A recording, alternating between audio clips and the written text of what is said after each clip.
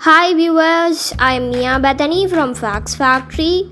In this video, we are going to see about the 9 best films to watch in October. Before we continue, we got a little challenge for our amazing viewers. First, click like, then click the subscribe button and turn on notifications, and we promise you that you won't get abducted by aliens this week. Try it really works. The first movie we are gonna see in this list is The Trial of the Chicago 7. In 1968, an anti-Vietnam War protest at the Democratic National Convention in Chicago escalated into a violent clash with the National Guard. A different time maybe, but this Netflix drama about the protest and the 6-month trial that followed seems spookily similar to recent US news footage, as its writer and director Aaron Sorkin admits. The movie was relevant when we were making it, Sorkin told Vanity Fair. We didn't need it to get more relevant, but it did. The polarization, the militarization of the police, the fear of black activists, even the intramural battle between the left and the far left.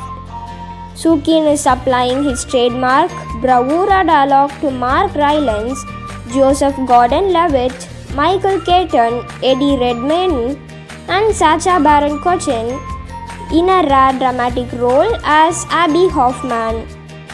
Released on 1st October in Denmark and the Netherlands and on Netflix from 16th October. The next movie is The Possessor. Brandon Cronenberg's surreal techno-thriller might echo the work of his father, David Cronenberg, but it also sounds like a Christopher Nolan or Charlie Kaufman film, except with more stabbings and eyeball squishings. Andrea Riseborough stars as an assassin who can telepathically control other people's bodies and get them to do the killings for her. Her latest job is to bump off an IT tycoon and his daughter by possessing the daughter's fiancé. When Possessor premiered at the Sundance Festival in January, David Eckler of IndieWire called it unnervingly good, adding 90 minutes of Andrea Riseborough and Christopher Abbott engaging in ultra-gory psychic warfare over the control of the latter's body is more satisfying than what most of the current Best Picture nominees have to offer. Released on 2nd October in the US and 9th October in Canada. The next movie is Summer of 85. François Ozon, the prolific genre-hopping French writer and director, gets back to his roots and perhaps his own adolescence with an adaptation of Aidan Chambers' groundbreaking gay coming-of-age novel, Dance on My Grave. The young lovers are 16-year-old Alexis and a swaggering 18-year-old David, who saves us from drowning when his boat capsizes off the coast of Normandy. Critics have compared Ozon's nostalgic creation of a sun-kissed summer fling to Call Me By Your Name. But in this case, as Alexis' voiceover warns us, David doesn't have long to live, so the mystery of who killed him and why looms over that intoxicating time together. Boyd Van Hoge of The Hollywood Reporter praises a story that's frequently awkward and a little painful to watch, but also sincere and truthful about adolescence in a way seldom seen in films about teenagers made by middle-aged directors. This film was released on 9th October in Spain and 23rd October in the UK. The next movie is Over the Moon, one of the first cartoons to be financed by Netflix and one of the first cartoons to be co-produced by American and Chinese studios. Over the Moon is a musical inspired by the legend of moon goddess Chang'e. When a 12-year-old girl, Kathy Yang, hears the legend from her parents, she builds a rocket ship so that she and her pet rabbit can visit her. The director, Glenn Keane, has talked about the film's painstakingly authentic depiction of Chinese family life, although he had an American fairy tale in mind too. So much of the story in Over the Moon is like Wizard of Oz, he explained to Animation Magazine, and believing that Dorothy goes up in the tornado and visits Oz. Our main character is going to the moon to meet a moon goddess, and just like Dorothy, she has to go through this experience to be able to deal with the problems she's facing at home. It was released on Netflix from 23rd October. The next movie is I Am Greta. It was just 2 years ago that Greta Thunberg, then aged 15, went on her first school strike for the climate by sitting outside the Swedish parliament. Nathan Grossman was there with his camera on day one, and his documentary follows Thunberg every step of the way to worldwide fame. I Am Greta shows her at home with her parents, in public with supporters including Arnold Schwarzenegger and Emmanuel Macron, and crossing the Atlantic by boat to address the United Nations in New York.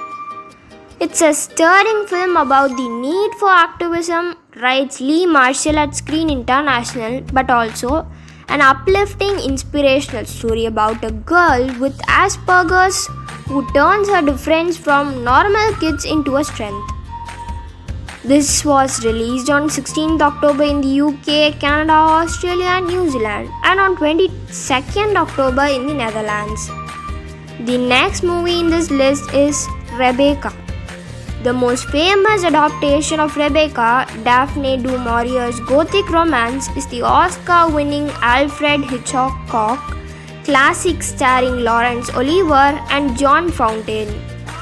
How can Ben Wheatley's new version possibly compete?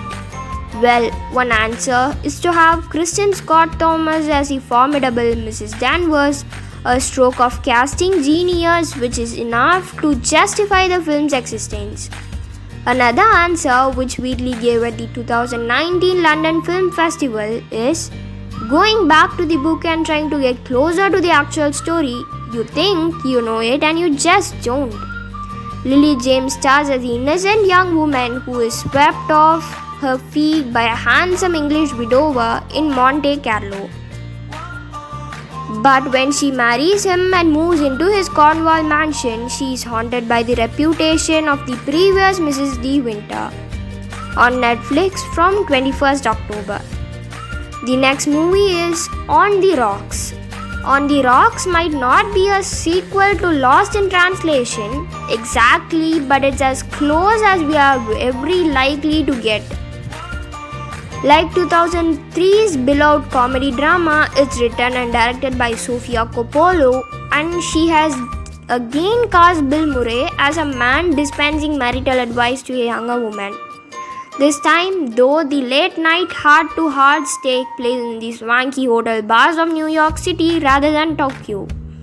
Murray plays a wealthy playboy who suspects that the husband, Damon Wayans, of his daughter, Rashida Jones, is cheating on her.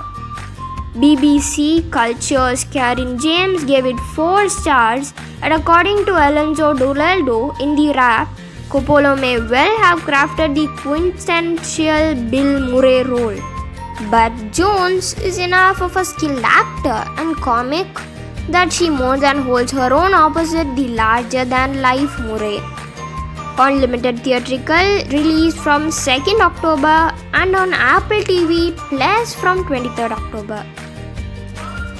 The next movie is Honest Thief. Sometimes you want art, innovation and examinations of the human condition. At other times you want explosions, car chases, shootouts and threats muttered down the phone in a gruff Irish brogue. In short, you want a post-taken Liam Neeson action movie, and that's what Honest Thief is.